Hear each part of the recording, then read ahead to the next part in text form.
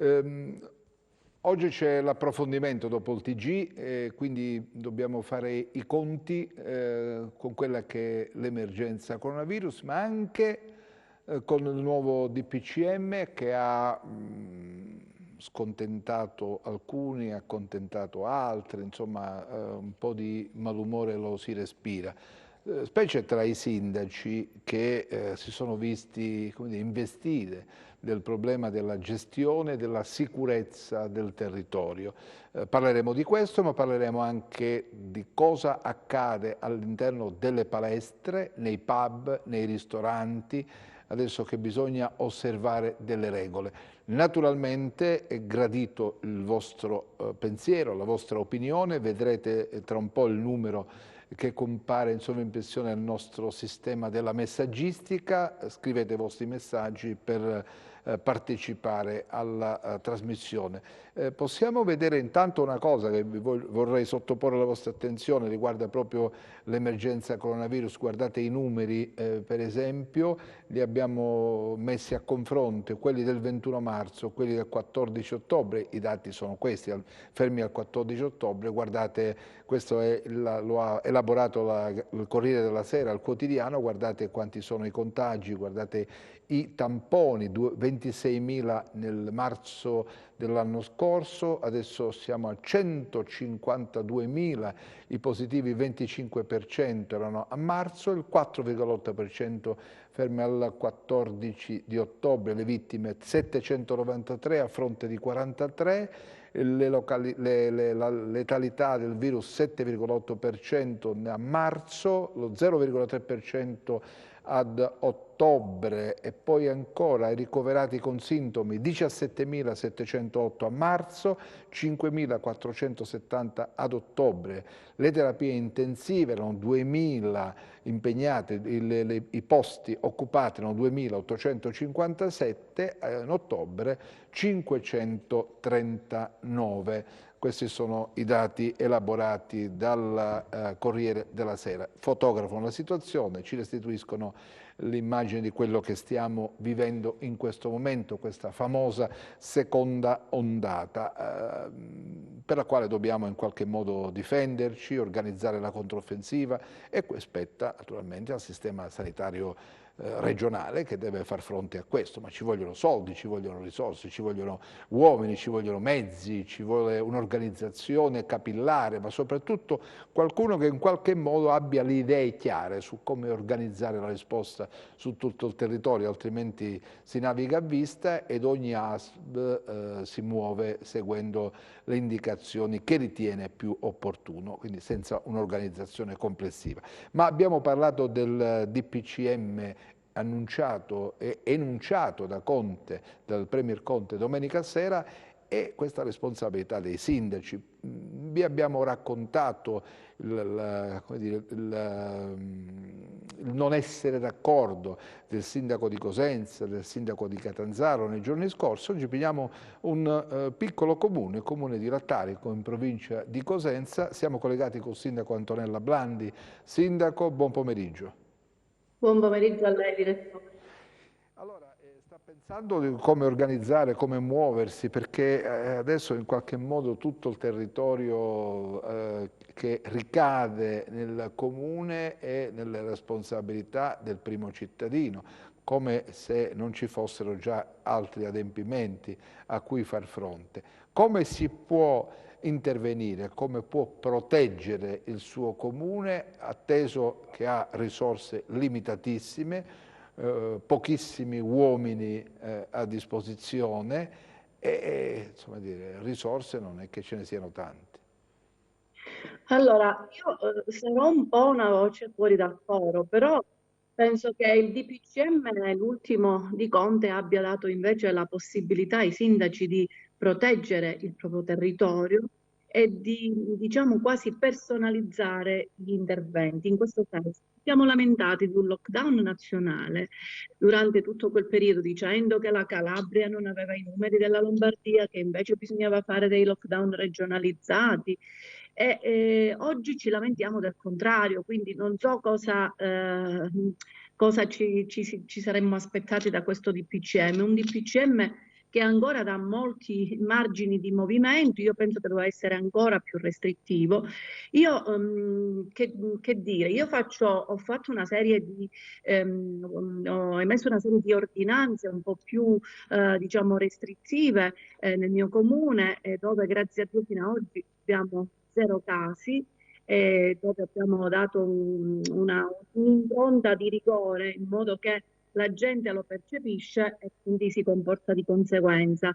Un po' di antipatia chiaramente me la sono attirata, ma in questo momento non bisogna pensare alla popolarità, ma bisogna pensare alla salute dei cittadini, visto che ci muoviamo in una regione dove alla già grave situazione che vive la sanità è chiaramente ordinaria, si è messa questa emergenza straordinaria che non siamo in grado chiaramente di affrontare. Lo dico con molta amarezza. Io per esempio ho emesso un'ordinanza che già è contestata, vedo sui social, infatti ho dovuto rispondere, dove chiedo che chi arriva da altre regioni e dall'estero mi debba produrre un referto negativo con un test sierologico piuttosto che un test salivare, un test tampone rapido. Penso che sia giusto perché io amministro una comunità che ha rispettato le regole e quindi io la mia comunità la voglio continuare a proteggere, voglio proteggere quelle persone che coscientemente, con grande senso di responsabilità,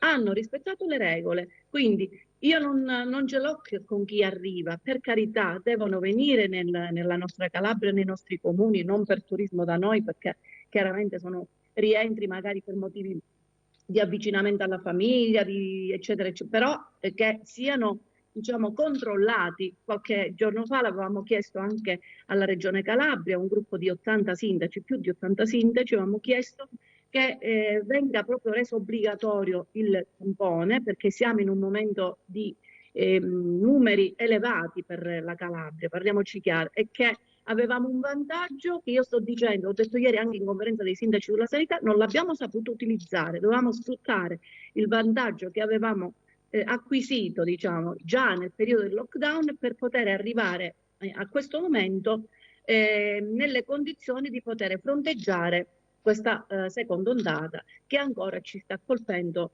praticamente di striscio, però comunque ci sta colpendo perché i numeri sono molto ma molto più alti del periodo in cui c'era il lockdown nazionale e penso che per poter fronteggiare questa seconda ondata, al di là del potenziamento della rete ospedaliera che soffre già di suo per una situazione di tagli avvenuti negli anni, chiaramente io sto battendo sul fatto che bisogna potenziare il territorio, perché solo potenziando il territorio si riesce a alleggerire quella che può essere il carico degli ospedali. Noi dobbiamo cercare di non farle arrivare negli ospedali le persone Quindi affette da coronavirus. Sindaco, faccia capire, lei è d'accordo con quello che dice il Premier Conte?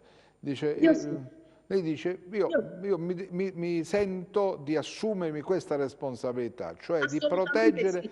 il territorio, di Sì, intervenire lì dove c'è da intervenire, senza badare alla popolarità o alla impopolarità del gesto dell'atto che compie dal punto di vista amministrativo. assolutamente. Posso chiedere nell'ultimo periodo quanta gente è rientrata nel suo comune da altre zone d'Italia? Ma nel periodo forse estivo 300 persone. Tutti sono stati sottoposti al tampone? Allora, diciamo che nel periodo in cui era obbligatorio, sì, nel periodo in cui non era più obbligatorio, io ho cercato con i miei modi, diciamo, di convincere le persone che tornavano da zone, tra virgolette, rosse, ormai siamo tutti zona rossa, di andare a sottoporsi a questo tampone o almeno a un test sierologico. Devo dire che ho trovato tutti d'accordo, perché ognuno cioè è cosciente di quello che va a provocare in una comunità. Se io vado a trovare, torno dalla Germania, vado a trovare i miei genitori che sono anziani e non lo so, sono asintomatico, io non sviluppo niente, non sviluppo la patologia, ma arrivo a casa dei miei genitori che sono già magari persone fragili, come si chiamano in questo periodo, li stiamo chiamando, e di contagio, è chiaro che quelli non lo superano, non superano la patologia, probabilmente finiscono in ospedale, magari a malattie infettive, per rianimazione, e non si sa cosa succede. Allora, voglio dire, penso che sia giusto, no, da parte di ognuno di noi prendere coscienza che questo non è un fatto politico, un fatto diverso da quello che siamo abituati noi a gestire, ma si tratta della salute pubblica, si tratta della salute dei nostri cari, di quelli che abbiamo più vicino e anche di quelli che abbiamo più lontano. Un sindaco deve fare questo. Cioè, io non so di chiudere una piazza. Io ieri sera sono tornata dal mio lavoro, io faccio la farmacista, lo sapete, quindi mi muovo in ambito sanitario. La mia piazza, Piazza del Popolo all'Attarico, diciamo dove vivo, era vuota, non c'è bisogno neanche di ordinanze. Non è Conte che deve fare le ordinanze di chiusura delle piazze, sono i sindaci che conoscono le loro realtà, i loro territori. Ci siamo lamentati di questo. Oggi, giustamente, il Premier Conte ha detto: ho dato fiducia ai sindaci, abbiamo diciamo tramite l'ANCI, di cui tra l'altro faccio parte, ma mi dispiace non essere in questo momento d'accordo, ma io non avrei fatto quel tipo di protesta, tutt'al più avrei chiesto al Premier Conte di darci la possibilità di avere personale per vari controlli, questo ci serve, non la responsabilità. Questo forse... Senta, ma come hanno reagito i cittadini alle sue indicazioni, alle sue prese di posizione? L'hanno assecondata, hanno accettato, hanno condiviso, oppure ci sono state delle reazioni, come dire, degne di nota? Allora, in linea di massima, diciamo che la maggior parte dei miei cittadini ha accettato e anzi ha condiviso e anche elogiato il mio operato perché si sentono protetti. Proprio qualcuno stamattina mi diceva: con voi ci sentiamo protetti, e questa è una grande soddisfazione per un sindaco perché è un messaggio importante che io ho mandato. Cioè, io non sono mai stata quella che ha allarmato la cittadinanza, anche quando abbiamo avuto qualche sospetto Covid, quando abbiamo fatto anche noi tanti tamponi, perché anche in questi giorni c'è stato qualche cosina che non è andata, tutti negativi chiaramente, però sempre con molta calma e cautela, perché non succede nulla se c'è qualche caso positivo. L'importante è che non ci siano focolai. I miei concittadini questo l'hanno capito e devo dire che osservano le regole. A qualcuno magari non piace l'ordinanza dell'obbligo del test sierologico piuttosto che del tampone rapido, ma insomma lascia il tempo che trova, l'ordinanza io l'ho fatta. Si fermi un attimo, Sindaco, perché voglio introdurre Monica Capizzano, che adesso, se mi dà la regia, mi fa apparire sul monitor del monitor di servizio. Monica Capizzano, che invece ha molto da ridire sul DPCM licenziato domenica sera dal Premier Conte, segnatamente al passaggio che riguarda le palestre. In buona sostanza, il governo dice: avete 7 giorni di tempo per dimostrare di essere in regola con quelle che sono le disposizioni, altrimenti, signori, si chiude. Monica. Buon pomeriggio. Sì, io mi riferisco non soltanto a quello che ha detto il nostro Premier, perché noi siamo in regola, parlo come da parte di tutte le strutture sportive, che siano esse palestre o altri centri dove viene elevato lo stato psicofisico delle persone, quindi un ruolo molto importante nella società. Noi ci siamo adeguati a quelle che sono le normative fin dal 25 maggio, quando nel precedente DPCM c'era stato indicato che potevamo aprire all'esterno se questo ovviamente era la possibilità delle strutture sportive. È stato fatto dal 1° giugno, siamo operativi anche all'interno con tutte le dovute precauzioni. All'infuori della propria abitazione le strutture sportive sono il luogo più sicuro dove poter trascorrere un'ora o anche di più del nostro tempo libero, innanzitutto perché è garantito, a differenza di altri luoghi, il distanziamento sociale, il controllo della temperatura all'interno, vengono firmate le autodichiarazioni, non vengono accettate persone che entrano senza la mascherina mascherina, c'è il gel disinfettante, le attrezzature non vengono in alcun modo condivise, ci sono spazi dove viene garantito l'entrata e l'uscita da porte completamente diverse, c'è il distanziamento all'interno con degli appositi metri quadri dove il nostro utente può fare benissimo la propria ora di attività fisica, vengono igienizzati i luoghi e vengono anche arieggiati e non c'è in alcun modo la possibilità di avere un sovraffollamento perché le classi sono a numero chiuso, le classi vengono prenotate tramite un'applicazione online, quindi non c'è neanche la possibilità degli istruttori di interfacciarsi con l'utente se non quando noi operatori abbiamo la mascherina e non abbiamo neanche la possibilità di avvicinarci perché facciamo degli sport dove non è consentito appunto, dove non vi è la possibilità del contatto fisico con gli utenti che vengono a usufruire di quest'ora di sport. Quindi io non capisco questo accanimento nelle palestre perché ad oggi non ci sono evidenze scientifiche che dimostrano che vi siano stati dei contagi all'interno di questi luoghi, anzi se mai dovessero esserci a questo punto a quasi un anno dall'inizio della pandemia non sarebbe neanche così catastrofico, ma ad oggi non ci sono, quindi è giusto che il Premier Conte quando dice chiuderemo tutte dovrebbe specificare che nel momento in cui vengano fatti dei controlli, perché noi questi controlli li stiamo aspettando ma non ci sono stati, nel momento in cui vengano fatti i controlli venga fatta chiudere la palestra, la struttura sportiva o comunque l'ente che non sia adeguato alle normative, quindi che mette in pericolo la salute altrui e anche la propria, e vengono invece fatte continuare a lavorare le strutture virtuose, le strutture che vogliono lavorare come diritto e dovere del cittadino. Un attimo per chiedere che danno avete subito in termini di introito in quest'ultimo periodo? Noi siamo stati mesi e in questi 3 mesi abbiamo pagato completamente tutto, dall'affitto alle utenze, alle tasse, nessuno ci ha fatto alcun contributo in questo senso. All'apertura è ovvio che le persone sono state dimezzate nelle entrate perché hanno preferito dopo 3 mesi di chiusura comprensibile usufruire del tempo che gli era stato tolto facendo dei viaggi e quindi non purtroppo nella Calabria l'attività sportiva che viene sempre messa all'ultimo posto, e quindi a differenza dei nostri colleghi al nord dove invece le palestre sono state prese d'assalto, qui c'è stato purtroppo una perdita veramente, abbiamo aperto in ginocchio e quindi aprendo in ginocchio capisce bene che non abbiamo alcun motivo e alcuna intenzione di chiudere, quindi ci comportiamo più che bene, ripeto, non soltanto per garantire la tutela della salute agli altri, ma anche la nostra, perché noi non ci vogliamo ammalare nella maniera più assoluta. La fermo un attimo perché voglio sentire adesso Gianfranco Iannunzio che è in collegamento con noi, grazie, gestisce un locale a Cosenza, un locale molto frequentato, il Cavò.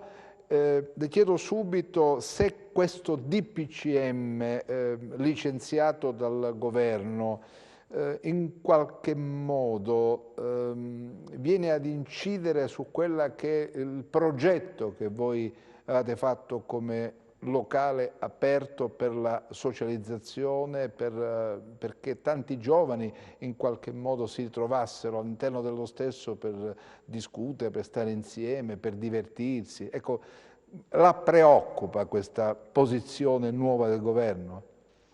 Beh, mi preoccupava anche prima, anche perché in effetti, appunto come diceva lei, gestendo un'attività che oltre ad essere ristorativa è anche, fa perno anche sull'intrattenimento, fa sulla socialità, e in questo momento queste caratteristiche non possono essere portate avanti e quindi in questo momento noi soffriamo parecchio. La situazione è dovuta appunto alla socialità, insomma, il fatto che qui all'interno del locale non si possano svolgere tutte le attività che generalmente svolgevamo.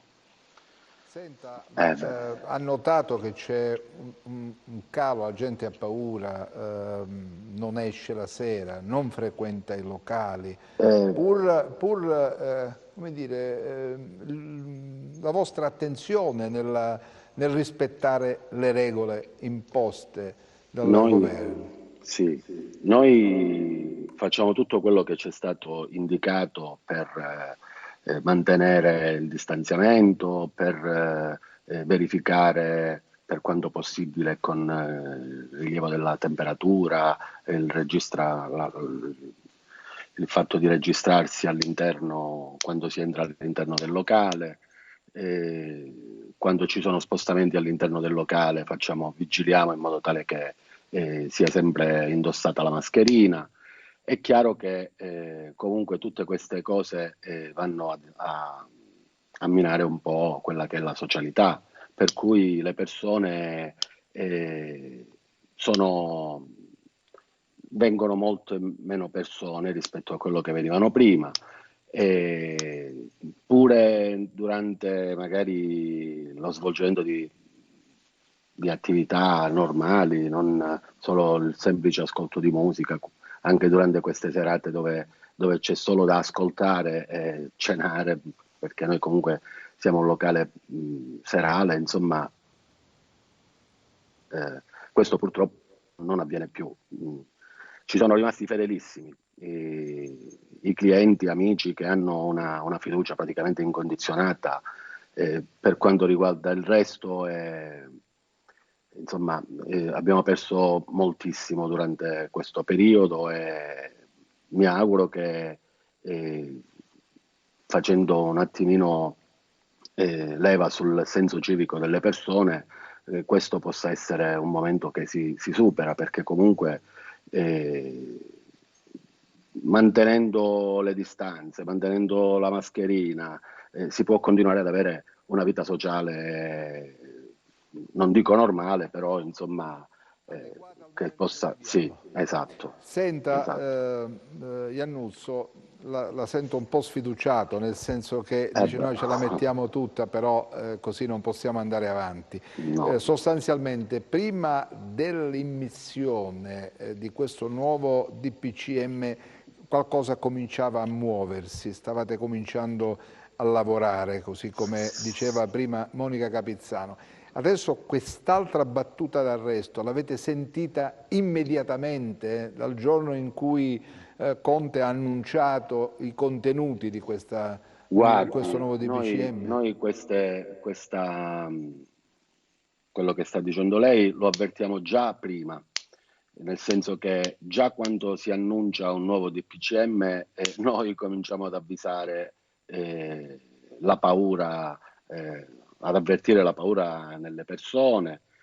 Questo succede, che ne so, magari con la disdetta di un compleanno, la disdetta di una laurea, quindi questo succede sistematicamente anche alla vigilia, non solo all'annuncio ufficiale.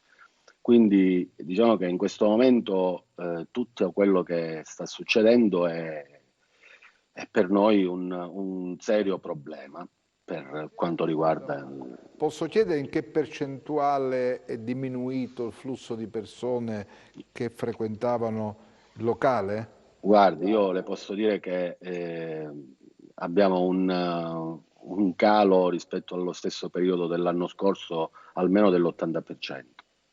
Tra un attimo torno da lei, ci sono i telespettatori che scrivono, Sindaco, e dicono praticamente, beh insomma dobbiamo metterci d'accordo perché prima ci lamentiamo che i decreti non tengono conto di presidenti regioni e sindaci, poi i presidenti regioni e sindaci assumono delle decisioni, allora ci lamentiamo perché assumono le decisioni, dobbiamo metterci d'accordo. Ora, lei è una delle poche voci fuori dal coro, nel senso che lei ha accettato in pieno questa responsabilità, l'ha fatta sua, la sente e dice io voglio dimostrare che possiamo anche noi dare il contributo in maniera forte e fattiva, no? Sì, perché se non noi chi? Cioè io mi pongo questa domanda, chi dovrebbe diciamo, presidiare il territorio di ogni comune? Non ho capito, a chi dobbiamo delegare questa responsabilità? Cioè il governo non può, secondo me, gestire tutti i territori, visto che abbiamo voluto che fossero differenziati. Questo è il problema. penso che un sindaco sia la persona giusta. Non so se rendo l'idea di quello che io penso, che sento, perché certo non posso pensare che il presidente Conte venga qui a sorvegliare oppure mandi chi per lui a sorvegliare come si svolge la vita nel mio comune, piuttosto che nel comune più a fianco, o nella città di Cosenza, o nella città di Catanzaro, nel comune per esempio di Diamante, nella zona del non so, io penso che sempre i sindaci debbano essere quelli che... A proposito di Diamante, tra un attimo le faccio sentire quello che dice il sindaco di Diamante. Intanto Monica Capizzano, un attimo. Lei diceva, noi se continua così siamo costretti praticamente a chiudere i battenti, mandando a casa i nostri collaboratori, perché la gente non si fida. Se mandiamo segnali negativi che riguardano le palestre, è chiaro che chi fa l'abbonamento in palestra, chi si fida più della palestra? E come si argina questo luogo comune che poi si radica attorno a questa idea dell'esercizio fisico all'interno di una palestra? Allora, noi innanzitutto garantiamo uno stato di benessere all'interno delle strutture, quindi questo fa capo a chi detiene la struttura. Non è generico, ma è davvero oggettivo e soggettivo, quindi per quanto ci riguarda facciamo sentire i nostri utenti, i nostri associati, che sono parte della nostra famiglia, perché sono persone che noi vediamo tutti i giorni, all'infuori invece delle nostre famiglie, di farli sentire al sicuro, perché quando si vengono ad allenare da noi sono davvero in un luogo sicuro, hanno il distanziamento sociale, vengono con la mascherina che tolgono all'interno degli spogliatoi, dove entrano a loro volta 2 o 3 per volta, dipende anche dai metri quadri degli spogliatoi, quindi si recano nella zona dove si devono allenare cambiandosi le scarpe, igienizzandosi, quindi già questo è un po', anzi più che un po' che una sicurezza. E devo essere sincera, i nostri ragazzi si sentono anche presi sul personale dal fatto che ci sia una possibilità di poter chiudere di nuovo le strutture sportive, perché in 3 mesi noi li abbiamo supportati con allenamenti anche online e con allenamenti fatti con il computer, ma assolutamente non è la stessa cosa. È pur vero che stiamo perdendo il contatto sociale, è pur vero che questo contatto sociale al momento ci porti anche un po' alla sopravvivenza, però eliminare del tutto lo sport, questo no, questo ci fa anche ammalare, e io non trovo giusto questo accanimento contro le palestre e le strutture sportive, perché ripeto, siamo uno dei settori più martoriati da questa situazione, lo siamo stati, lo siamo tuttora. Dire alle persone ogni 15 giorni, ogni settimana che la nostra struttura potrebbe chiudere non solo fa diminuire ancora di più le persone che si potrebbero iscrivere, ma fa pensare appunto che lo sport non viene considerato una cosa seria da parte del governo, da parte di chi ci governa. Quindi la domanda è: ci vogliono ammalati o ci vogliono persone che rispondono a questi virus e a queste pandemie? Bene, ci fermiamo un attimo, rimanete con noi, c'è un piccolo passaggio pubblicitario perché ci consente di fare questo tipo di trasmissioni, torniamo tra pochissimo.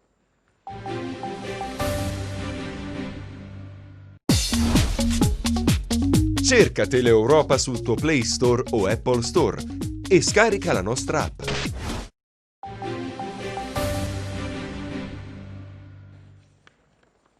Allora, torniamo in studio, stiamo raccontando questo nuovo DPCM dalla parte di chi ha in qualche modo subito, lo subisce e deve reagire. Mi date Gianfranco Iannuzzo un attimo per cortesia in collegamento, ecco la vedo. Ma adesso come intendete muovervi? Cosa dovete mettere in campo? Che cosa vi dovete inventarvi per essere attrattivi in un momento di grande difficoltà?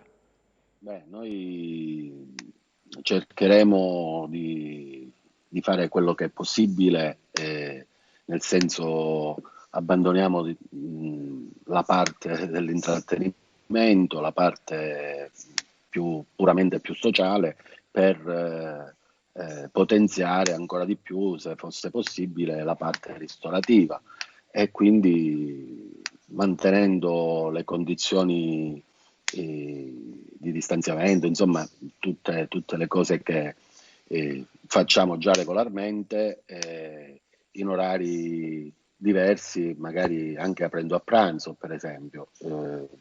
Infatti questo è uno dei nostri prossimi obiettivi, cercando di portare nel nostro locale, sempre nel rispetto delle regole, le persone per apprezzare le cose che facciamo, che non sono poche, insomma. Ma al momento si è visto costretto, come dire, ad assottigliare la lista dei suoi collaboratori? Beh sì. Lei consideri che noi avevamo durante, durante il fine settimana, soprattutto perché diciamo che è quello che comunque ci, ci porta ad avere più necessità possibili di persone, da 7 a 1. Cioè, io ho dovuto lasciare a casa 6 persone, insomma. Quindi anche dal punto di vista lavorativo, insomma, noi ci troviamo a fronteggiare un'emergenza del genere. Mamma mia, 6 persone a casa, perché Sì. non si può, come dire, diventa ingestibile se in una situazione di questo tipo. Sì, non riusciamo a gestire, cioè le dicevo prima che abbiamo un calo dell'80%, per cui questo 80% è un numero davvero importante, insomma. Bene, Non- sì, sì. Torno subito da lei. L'ultima parte col sindaco, e poi torno da Monica Capizzano. Il sindaco, le dicevo, lei è una voce fuori dal coro, perché le faccio sentire, per esempio, che cosa ci ha detto Ernesto Magorno, sindaco di Diamante. Sentiamolo. Certo, mi pare che abbiano pienamente ragione il presidente nazionale dell'ANGI, il sindaco di Bari De Caro, così come condivido e sottoscrivo l'intervista del sindaco di Firenze, Nardella, rispetto all'ultimo DPCM. Corretto in parte, nella parte dove non si parla dei sindaci come le istituzioni che decidono la chiusura di piazze, di vie, che insomma intervengono sulla movida, ma quando si parla del territorio si parla dei sindaci, e quando si parla di prefetture si parla comunque di coordinamenti dei sindaci, che sono il terminale di decisioni. Le decisioni devono essere assunte dal governo e il governo deve dire con chiarezza se i luoghi della movida, le piazze, le strade delle grandi città, dei grandi centri urbani, come quelle dei piccoli comuni, devono essere chiusi, e devono dare poi ai sindaci, se devono essere loro a decidere, e non c'è mai mancata l'assunzione di responsabilità da parte nostra in questi mesi difficili dal lockdown fino ad ora, ma dobbiamo avere le forze. Soprattutto nel mezzogiorno non abbiamo vigili urbani, non abbiamo risorse, ci è impedito di assumere anche per mettere in sicurezza le nostre città, i nostri territori. Non si può dire ai sindaci assumete la responsabilità e poi quando si tratta di controllare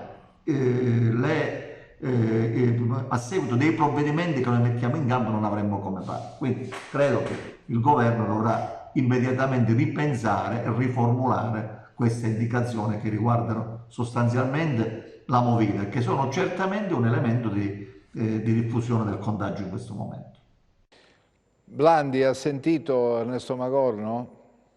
Conosco bene io lo sento spesso Ernesto Magorno, siamo in grande sintonia, in linea di massima, però su questa cosa io non sono d'accordo con lui, perché la movida, ma ne vogliamo parlare, la movida all'Attarico? Cioè, insomma, posso capire le grandi città, alzo le mani, ma a me darebbe fastidio se il governo prendesse un provvedimento e chiudesse le piazze all'Attarico, perché non c'è nulla da chiudere.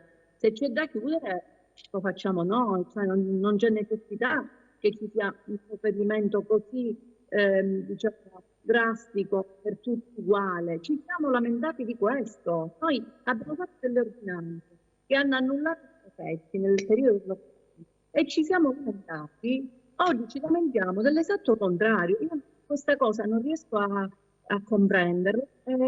Sono convinta di quello che dico, perché insomma anche Diamante d'estate, per carità, il sindaco Magorno è stato molto, ma molto attento, rigido, ha fatto lo sceriffo pure lui, perché io ci sono stato, ho visto come si svolgeva diciamo, la vita anche di sera, ho obbligato le mascherine, uno dei primi, a portarle anche all'esterno. Però non credo che in questo momento ci sia la necessità di avere un provvedimento centrale per chiudere una piazza a Diamante. Cioè, se è necessario, se ci sono assembramenti in una piazza a Diamante, lo fa il sindaco, perché penso che più di altri sia a conoscenza di quello che accade. Tutto qui. Quindi questo mi è sembrato una reazione eccessiva, che mi sa più di politico che non di confusione reale. Però ecco, queste sono delle idee mie personali, che chiaramente nulla hanno a che vedere, che scalfire più che altro quello che pensano altri sindaci che si sono scagliati assolutamente contro questo DPCM. Io dico solo una cosa, che probabilmente su questo hanno ragione i sindaci, che noi facciamo le ordinanze e poi purtroppo non abbiamo il personale, i vigili che possono andare a controllare se l'ordinanza diciamo viene osservata, e in questo magari abbiamo visto anche ieri sera, per esempio, il sindaco di Cosenza che è andato in alcune zone della città a vedere personalmente insieme a un gruppo di vigili cosa stesse succedendo, ha lanciato un appello ai giovani, ma questo penso che rientri nelle competenze del sindaco. No? Ecco.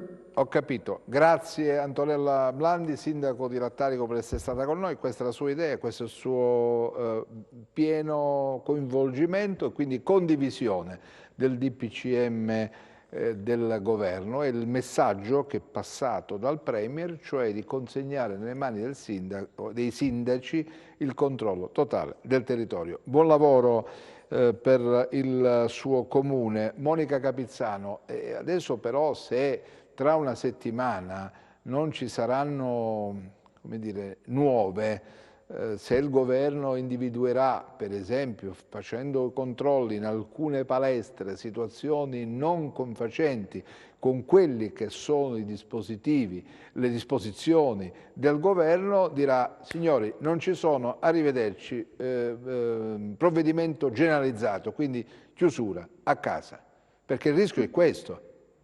Il rischio è questo, dobbiamo saperlo fin dall'inizio, perché, direttore, allora, le strutture sportive hanno un dovere morale, ancor prima di una pandemia, ancor prima di qualsiasi situazione grave, che è quello di essere e di mettere in pratica le comuni, come si chiamano? Le scene ordinarie di pulizia e di buonsenso. Quindi quando poi c'è una pandemia, queste vengono elevate al massimo dei livelli. E qui dovevamo equipararci ognuno di noi, ogni persona che ha una struttura sportiva, già dal 25 maggio. Quindi che ad oggi ci siano delle strutture sportive che non si siano ancora adeguate, lo trovo alquanto grave. Come trovo grave che un premier davanti alla nostra nazione dica, come una chiacchiera da bar: mi è stato riferito che... No, perché è una cosa molto grave, perché noi siamo equiparati agli stessi, siamo una parte importante del motore sociale e produttivo del nostro paese, perché produciamo benessere e produciamo anche redditi di famiglie che campano con questo. Quindi lo trovo un'affermazione alquanto grave generalizzare, perché alla pari di un locale dove viene multato, dove viene fatto chiudere un tot di tempo affinché si adegui alle normative, per noi deve succedere la stessa cosa. Quindi qualora vengano trovate 100.000 palestre, strutture sportive che non si siano adeguate al DPCM, io trovo giusto, come giusto che debba essere nella normalità delle cose, che queste vengano sanzionate e chiuse.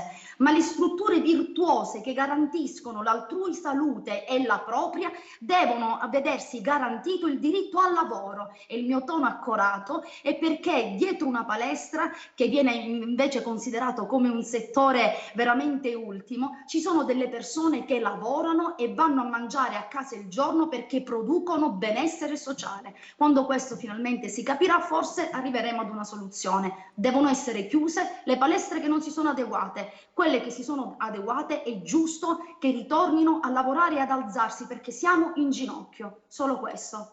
Allora, adesso, mentre la regia manda in onda il DPCM, i passaggi più salienti che ha preparato la nostra Vincenza Gallo, fatemi parlare un attimo con Iannuzzo.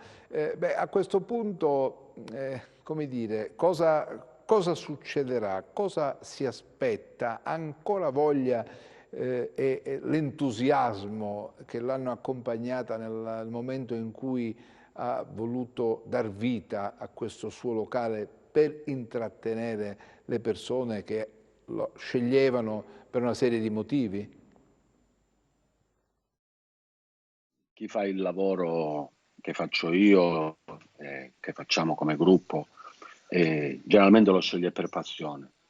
Ed è una passione che ti porta a fare tanti sacrifici. Questi sacrifici poi alla fine sono ripagati dalla presenza delle persone nel locale, sono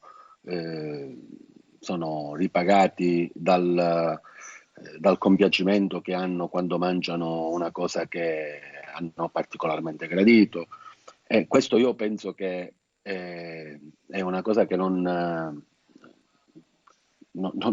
può svanire per questo periodo. Quindi io continuerò a farlo sempre con il massimo entusiasmo, mettendo il massimo impegno in quello che faccio e in quello che facciamo come gruppo. Certamente questo entusiasmo è un po', diciamo, si affievolisce un po' in questo periodo per tutte le limitazioni che abbiamo, perché non possiamo esprimere tutto quello che noi abbiamo come know-how all'interno del mondo della ristorazione e dell'intrattenimento. Questo purtroppo... Ha subito in quest'ultimo periodo dei controlli? No, guardi, noi non abbiamo avuto ancora dei controlli, ma ciò non toglie che dal primo momento, cioè noi abbiamo aperto pure un po' in ritardo rispetto ai nostri colleghi, diciamo, però li aspettiamo, nel senso che facciamo tutto quello che ci è stato prescritto, per cui non stiamo facendo, ma guardi, in questo momento siamo soltanto qui che aspettiamo che le persone vengano ad assaggiare i nostri piatti.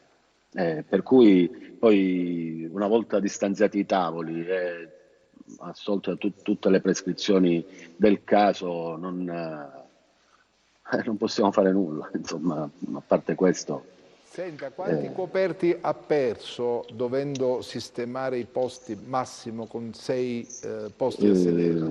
Guardi, abbiamo fatto, adesso dobbiamo segnalare all'ingresso il numero dei posti consentiti. Noi ci attestiamo intorno agli 80 posti, quando magari in una situazione di normalità siamo intorno ai 130, più o meno, una cosa del genere, insomma. Mentre Monica, da voi in palestra quante persone adesso possono avere accesso? Allora, nella mia struttura, che è oltre 800 metri quadri, con anche all'aperto, potevano stare tantissime persone, adesso siamo 20 persone in 800 metri quadri. 800 metri quadri, 20 persone? Sì, per la sicurezza degli altri abbiamo fatto in modo di trovare un numero limitato. È una delle tante cose che facciamo per far sentire al sicuro le persone. Questa è una delle tante cose. E tutte quelle persone che non hanno tutti questi metri quadri, come fanno? Saranno costretti a chiudere quelli. Saranno costretti a chiudere, molti non hanno neanche aperto.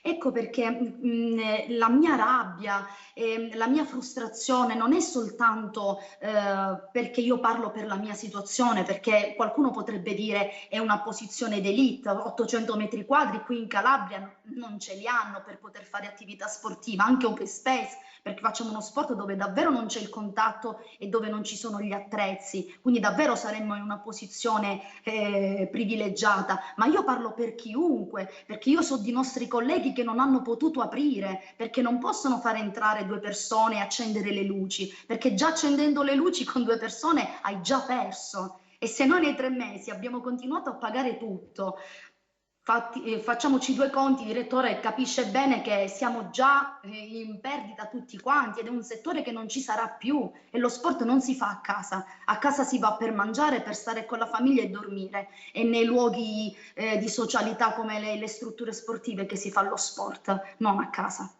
A proposito di luoghi dove andare a mangiare, dove stare insieme con gli amici, Mariano Marchiotti gestisce un ristorante. Grazie intanto per aver accettato il nostro invito. Buon pomeriggio a tutti. Beh, le dico, in questo momento così difficile, no? Sente il peso di una situazione particolare che la porta a rivedere il suo progetto proprio di ristoratore, no? Beh, sicuramente adesso dobbiamo pensare sicuramente ad andare avanti, non ci dobbiamo abbattere, ecco. La crisi si sente e ha colpito non solo il nostro settore della ristorazione, ma un po' tutti i settori, è una crisi mondiale, ecco, che ci ha colpito. Sicuramente adesso noi ristoratori quello che ci tocca fare è puntare sull'asporto, sul takeaway, abbassare diciamo il rischio di contagio, ecco, far restare tranquilli quelle persone che prima magari quotidianamente ci venivano a trovare nei nostri locali, non si può più fare come prima, ecco. Quindi lei diciamo ha dovuto rivedere tutto nel suo locale? Certamente sì, prima avevamo all'incirca 120 posti, adesso siamo limitati, siamo sui 40, ecco. Se consideriamo che le spese vive sono rimaste quelle, ci siamo dovuti un po' ridimensionare, ecco, per quanto riguarda i tavoli e cercare nuove soluzioni, ecco, come appunto l'asporto. Lei lavora molto da sport a questo punto, immagino, no? In questo periodo sì, è l'unico modo, ecco, perché se no ci tocca veramente prendere decisioni che sono spiacevoli. Io ieri sera ho fatto un giro nella nostra città e mi duole dire che su molte saracinesche dove prima vedevo l'arcobaleno e che tutto andava bene, ho visto la tabella fittasi oppure vendesi, ecco, e mi duole il cuore. Iannuzzo, voi a Sporto no, non ne fate, no? Non la sento, non l'ho sentita, scusi. Ho detto, noi ci dobbiamo attrezzare, ci stiamo attrezzando anche per questo. Faremo a breve una campagna pure pubblicitaria, sperando di far assaggiare le cose anche a casa, insomma, o comunque daremo modo di portare i nostri prodotti fuori dalle nostre mura, ecco. E quindi niente, come dicevo prima, diciamo. dobbiamo cercare un attimino di aprirci a nuovi obiettivi, a nuove situazioni su cui prima magari non puntavamo, perché per noi è bello ricevere visite, ricevere le persone all'interno della nostra struttura, e quindi abbiamo questo piacere. Se non riusciamo più, almeno per ora, a fare questo, cerchiamo di andare noi a casa delle persone con i nostri prodotti. Poi se mi invitano vado pure di persona, insomma. Bisogna inventarsi le nuove cose, bisogna attrezzarsi per rispondere a nuove esigenze. Monica Capizzano, la palestra non potete portarla a casa, insomma. Voi dovete necessariamente fare in modo che siano i vostri clienti ad utilizzare le vostre strutture, no? Perché sennò così non si può fare. Questa è come dire, è difficile immaginare una palestra con ruoli e funzioni diverse da quelle che abbiamo conosciuto fino ad oggi. Assolutamente, ci siamo adeguati quando è stato il caso della pandemia, ci siamo reinventati questo modo all'americana di fare lo sport anche a distanza. Lo abbiamo fatto con piacere per non lasciare soli quelli che non sono associati, che sono parte della nostra famiglia. Lo abbiamo fatto con dovere, lo abbiamo fatto perché anche noi dovevamo trovare un senso in questo lockdown e in questa saracinesca che per 3 mesi non si è alzata. Quindi è stato bene così farlo. Adesso non più. Le persone, soprattutto in una situazione dove lavorano da casa, dove la maggior parte lavorano da casa, dove la spesa si ordina da casa, dove tutto si fa da casa, è giusto che debbano avere quell'ora dove si chiude la porta e si va in una struttura e dove si svaga da quello che sta accadendo. Se togliamo anche lo sport da questa situazione già critica, io non lo so davvero che fine faremo come esseri umani, ecco, come entità e come portatori di buonsenso, di benessere, di salute mentale e fisica. Io credo che invece dobbiamo avere il dovere e il diritto di stare bene mentalmente e fisicamente. Non possiamo affrontare una pandemia, non possiamo affrontare un lockdown. I dati ci riportano appunto, le statistiche ci riportano dei dati allarmanti, e qui purtroppo il mio lavoro viene messo appunto in primo luogo, perché la depressione è al primo posto dopo il lockdown. Quindi non solo come operatrice nel mondo dello sport, ma anche in quello sociale da criminologa, mi sento, anche se sono una piccola voce, non si può dire ad una nazione chiudo tutte le palestre perché qualcuna non sia adeguata. No, tu chiudi le palestre che non si sono adeguate, che le altre hanno il dovere di lavorare. Mi sembra giusto così. E così anche negli altri settori, naturalmente, no? Se ci sono ristoranti che non sono attrezzati, ci sono sale di ricevimenti che non garantiscono la sicurezza, vanno chiuse. Quelle che invece rispettano le regole vanno tenute in piedi, perché la gente deve lavorare e non è possibile vedere che un giorno dopo l'altro sale cinesche abbassate. Marchiotti, voglio chiedere questo. In quest'ultimo periodo naturalmente avete aumentato, no, il servizio trasporto, Certo. perché questo è il nuovo, lo chiamo così, il nuovo business, anche se come dire, ci vorrà del tempo perché cresca nell'idea di noi abituati a stare seduti al ristorante, un po' di tempo trascorrerlo con gli amici, chiacchierare del più e del meno, no? Quel momento di socialità, no? Importante, Certo. interessante e utile per vivere una vita come piace a noi viverla. Cioè l'asporto è, come dire, è un po' triste, però... È un po' triste. Però voglio È un dire... po' triste perché noi siamo abituati anche ad andare, diciamo, è come una famiglia il nostro locale, no? Sono amici, ma anche conoscenti che ci preferiscono, poi ci piace dialogare con i clienti, ecco, stare anche dopo cena con loro e parlare del più e del meno, ecco, perché ci fa piacere così. Senta, ha dovuto anche rivedere la pianta organica, no? All'interno del ristorante. Certamente sì, abbiamo dovuto lasciare a casa 3 persone che stavano in sala, perché appunto i posti a sedere sono quelli maggiormente colpiti, e ci duole il cuore quando magari siamo costretti a dire ai nostri dipendenti, che poi sono amici più che altro, che non ci possiamo più permettere un organico così ampio. Bene, io vi chiedo un attimo di pazientare, mandiamo la pubblicità e poi andiamo all'ultimo break di trasmissione. Grazie per essere con noi, a tra poco.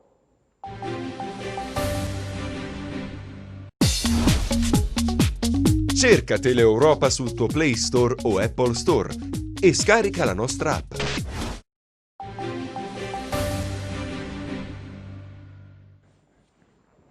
Bene, torniamo in studio, l'ultimo giro con i nostri ospiti. Andiamo da Iannuzzo, per favore, che voglio chiedere a lui. A mezzanotte bisogna essere tutti a casa. No, tra un attimo ci raggiunge il tempo di... partiamo da Monica Capizzano. Bisogna chiudere tutto entro mezzanotte. Magari fino a poco tempo fa alcune persone riservavano alla palestra l'ultima tranche della serata per distendersi, per stare un po', dedicare alla cura del proprio corpo. Adesso bisogna fare tutto in fretta, bisogna anticipare tutto, essere veloci, ma se i posti sono quelli, quindi molta gente che ha intenzione magari di dedicarsi al proprio fisico, al proprio benessere, non può farlo più perché dice sono 20 posti, se sei 21esimo non lo puoi fare. Assolutamente, infatti abbiamo aumentato il numero delle classi per quanto riguarda nella prima fascia della giornata, quindi dalla mattina fino al pomeriggio. Abbiamo dovuto eliminare le classi serali, quelle che andavano dalle 21 alle 10, perché non era più possibile farlo, ma questo ancora prima dell'ultimo DPCM di domenica. Lo avevamo fatto prima proprio per dare un contributo a quello che poteva essere la situazione nella Calabria, quindi a fare in modo che le persone rientrassero a casa prima. ecco, perché noi eravamo d'accordo sul fatto che non ci fossero assembramenti fino a tarda sera, ma soprattutto per i giovani che sembravano essere quelli meno coscienti di quello che stava accadendo. Quindi già da prima avevamo tolto le classi serali, adesso abbiamo spalmato le classi in tutta la giornata, quindi siamo lì H24 per dare la possibilità alle persone di fare l'attività fisica, e devo dire che sì, c'è un ottimo riscontro, le persone hanno voglia di svagarsi e allenarsi, però è anche vero che sono lì a dirci avete delle novità, ecco, succederà qualcosa, ci chiuderanno, ritorneremo a stare a casa. Ma come si vive con questa ansia della spada di Damocle sulla testa, no? Abbiamo una spada di Damocle sulla testa, tutte le persone che fanno parte di quei settori martoriati da questa situazione, abbiamo proprio una spada di Damocle, cerchiamo di non farlo pesare alle persone, perché per quanto riguarda la nostra attività le persone vengono per svagarsi e ci devono sempre trovare con il sorriso, un sorriso sincero, non di circostanza, e quindi è giusto che ognuno ha il proprio mondo che porta lì, che tiene fuori la porta, e noi faremo sempre di tutto perché loro si possano distrarre sempre e comunque. Mai sfiorato l'idea di chiudere tutto e andare via? Sì, tanto tempo fa, direttore, per il mio lavoro, perché fare la criminologia qui in Calabria è stata un'utopia che apparteneva soltanto a Monica Capizzano. Poi i valori, l'affetto per i propri familiari mi ha ancorato a questa terra, e dove dico sempre che è più difficile restare che andare via, cioè si ha più coraggio a restare che ad andare via, e quindi noi questo coraggio ce lo facciamo bastare. Brava. Iannuzzo, a mezzanotte a casa, ma a mezzanotte nel suo locale la gente cominciava ad affluire, no? Beh, sì. Diciamo che quando noi organizziamo serate con intrattenimento, intorno alle 11, 11 e mezza c'è il turno di chi vuole solo divertirsi, oltre che cenare o comunque passare tempo nel locale, solo per venire a mangiare, magari a mangiare o a bere. Da quell'ora in poi noi ci vestiamo ancora di più da intrattenitori, e quindi in questo momento purtroppo questo non può succedere. Devo essere sincero, i nostri clienti sono, almeno quelli che sono rimasti e che comunque continuano a venirci a trovare, sono molto educati perché capiscono il momento, capiscono quelle che sono le necessità nostre di chiusura, insomma, e questo lo sottolineo perché il fatto di chiudere il locale a mezzanotte può essere anche giusto, non darci la possibilità di creare assembramenti, e lo è altrettanto visto il momento. E forse però è altrettanto giusto fare questa sorta di coprifuoco, perché se la gente va via da noi e poi magari si assembra in piazza, forse non è, è inutile che noi chiudiamo, ecco. Da noi diciamo che la sicurezza, almeno durante la permanenza all'interno dei nostri locali, è garantita, per cui siamo sempre attenti a far rispettare quelle che sono le disposizioni, e quindi forse si sta un po' più tranquilli in un locale che non per strada. Marchiotti, naturalmente tutte le procedure, sanificazione, locali, adempimenti vari, insomma, porta via anche tanto tempo nel predisporre il locale ad accogliere in sicurezza i clienti. È mai venuto in mente di dire, ma a un certo punto, ma chi me lo fa fare, insomma? Come ha detto prima la ragazza di prima, ci vuole più coraggio a restare che ad andare via. Diciamo che io sono stato negli ultimi 10 anni in giro per tutta l'Europa, quindi ho voluto ritornare proprio da calabrese, mi mancava la Calabria, ecco, quindi non mi ha minimamente sfiorato l'idea di abbandonare. Però è dura, oggi come oggi è dura. Quindi praticamente questa è... Vabbè, comunque bisogna rimboccarsi le maniche, dai, bisogna rimboccarsi le maniche ed essere pronti ad eventuali nuovi, come dire, accorgimenti, perché poi mica questo maledetto mostro può rimanere qui a tenerci in ostaggio vita natural durante, prima o poi andrà via, no? Certo lascerà poi una nuova visione delle cose, magari un atteggiamento diverso che noi avremo nell'approccio alla quotidianità. Iannuzzo, sarà completamente diverso, è inevitabile, no? I ritmi sono cambiati, anche la nostra attenzione verso ciò che prima facevamo con un po' di leggerezza subirà una profonda trasformazione. Sì, sicuramente ci sarà una trasformazione, però ancora sinceramente non me l'immagino, perché dopo il lockdown nazionale mi aspettavo forse qualcosa di più, cioè ce lo dimentichiamo in fretta.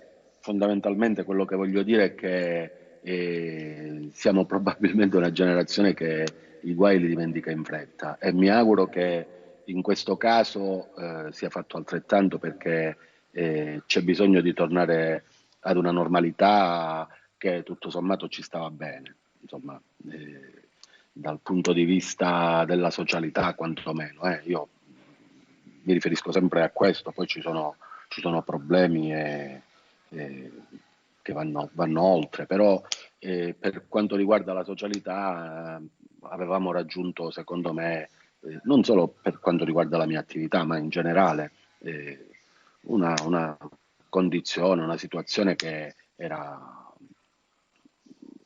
piacevole, insomma. Chi usciva e aveva voglia di divertirsi lo poteva fare tranquillamente. In questo momento queste possibilità non ci sono, e questo dispiace, sia da operatore che da cittadino, insomma, ecco. Monica Capizzano, certo inciderà moltissimo questa fase che stiamo vivendo, abbiamo vissuto prima e stiamo continuando a vivere nei nostri comportamenti. Noi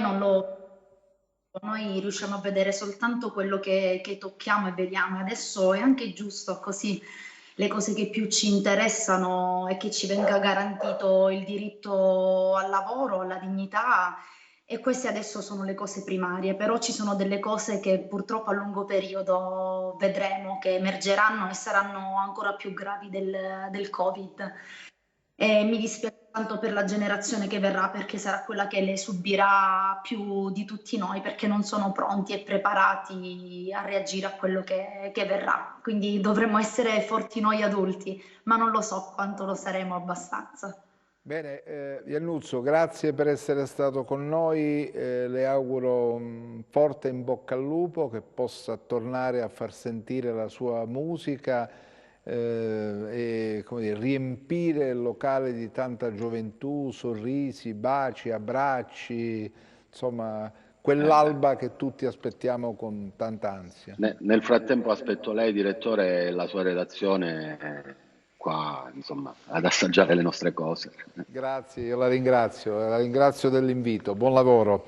Buon lavoro. Monica, a te dico, vabbè, insomma, che la tua grinta, la tua determinazione, la tua voglia di fare, il tuo chiedere con grande veemenza il rispetto delle regole, ma anche nell'equità del giudizio, possa portare tanta gente da te in assoluta sicurezza. Grazie voce, che è l'emblema di quello che dovrebbe fare un giornalista, dar voce alla gente comune. Grazie davvero. Ma noi ci proviamo, facciamo questo, lo facciamo per la gente, perché in questo momento occorre far parlare chi ha in mano, come dire, le sorti dell'economia di questa regione. Molti forse non se ne sono ancora accorti, ma è qui. Questa è l'economia, sono le piccole cose che messe insieme restituiscono un'idea diversa di questa nostra regione. Grazie Monica, buon lavoro.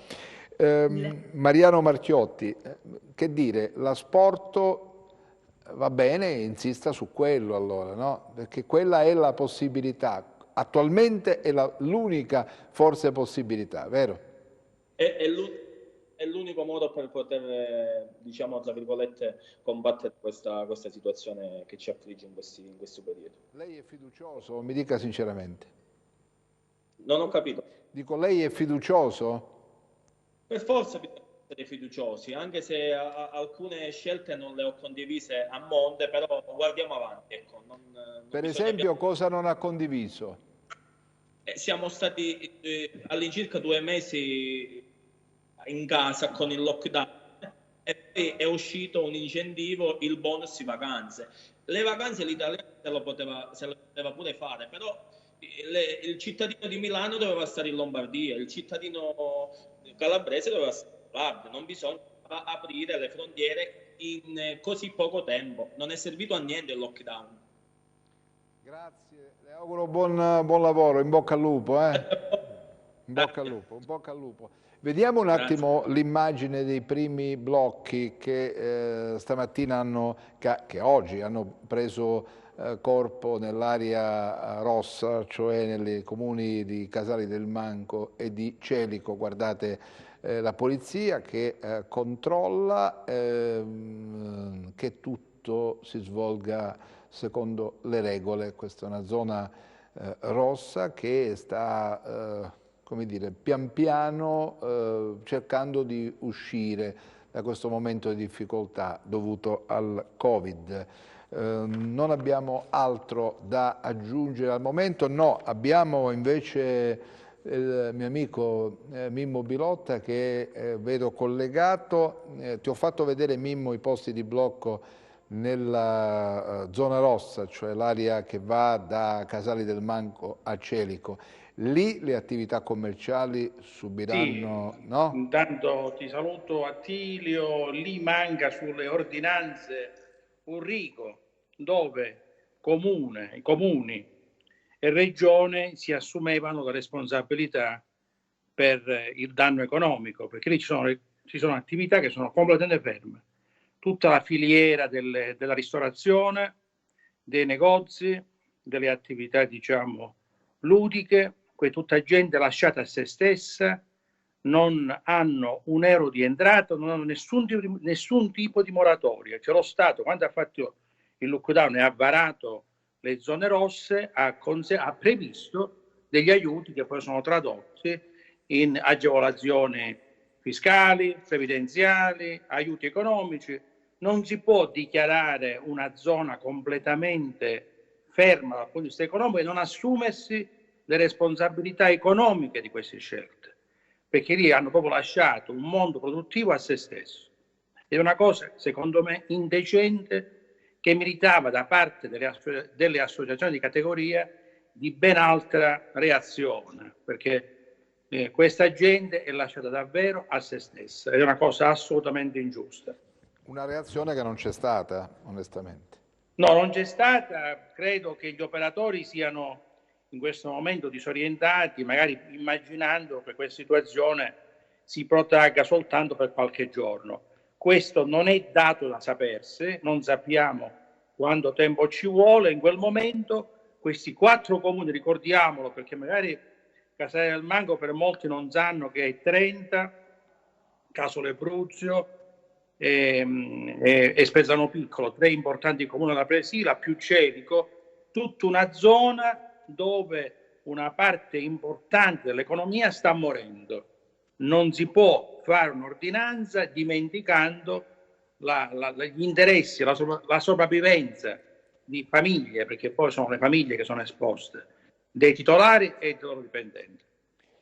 Mimmo, l'argomento è molto serio e va sviluppato con più tempo a disposizione, ecco perché rimandiamo la discussione con te a martedì prossimo su questi temi, anche perché ci renderemo conto poi qual è l'evolversi della situazione. Però ti chiedo solo un passaggio relativo, per esempio, al weekend che inizierà tra qualche giorno e che priverà forse di visitatori i luoghi turistici per eccellenza dell'Altopiano Silano.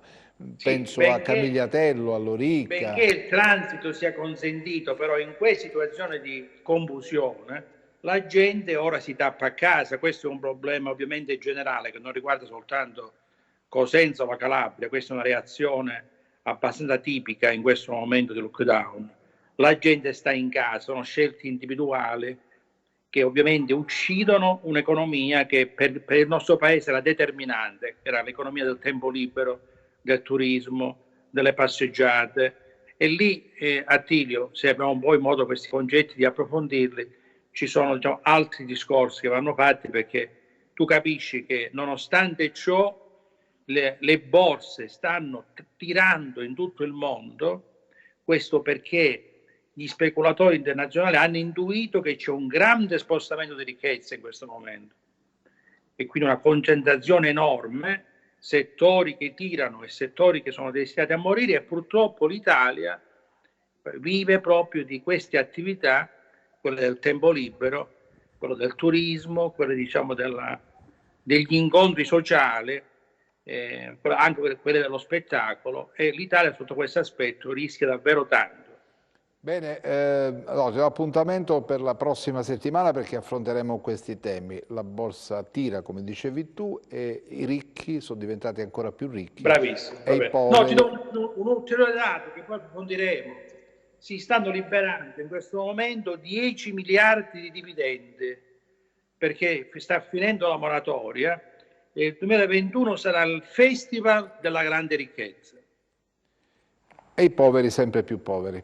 Bravissimo. Va bene, si chiude qui, grazie a Mimmo Bilotta, grazie a chi ha partecipato e un grazie particolare a chi ha come dire, costruito questa trasmissione, Vincenza Gallo. Noi ci vediamo con questo appuntamento specifico martedì prossimo. Arrivederci.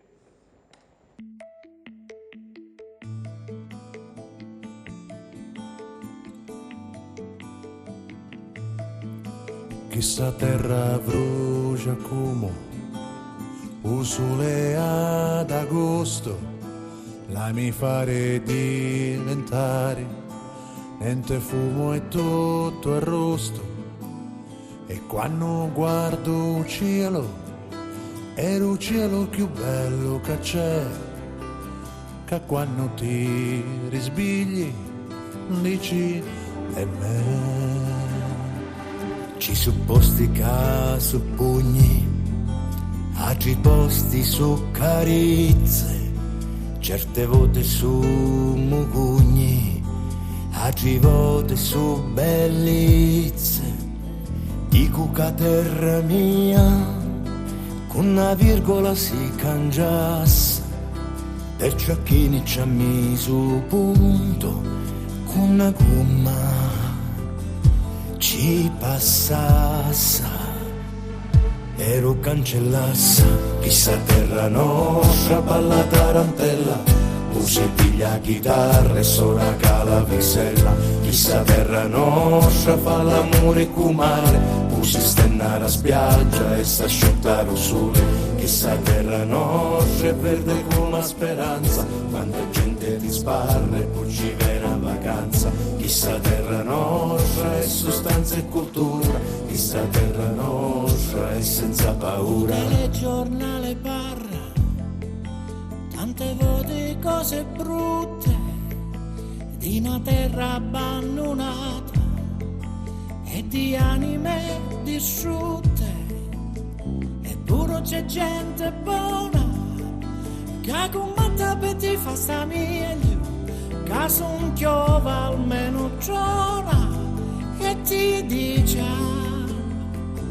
io ti dugno e non ti pigli. Chissà terra nostra, balla tarantella, usi piglia chitarra e suona calavicella, chissà terra nostra, fa l'amore con mare, usi stennare a spiaggia e s'asciuttare il sole, chissà terra nostra è verde come speranza, quanta gente ne sparra e poi ci viene a vacanza, chissà terra nostra è sostanza e cultura, chissà terra nostra è senza paura. Sera in sotto i pini, a ciopè attivo bagno, scendi sotto i bronzi, sagli e vidi l'arco magno, a Ruionio le castella, un vale a 1000 cartoline, chissà terre petali rosa e nessuno ci voglio e spine, ci voglio e spine.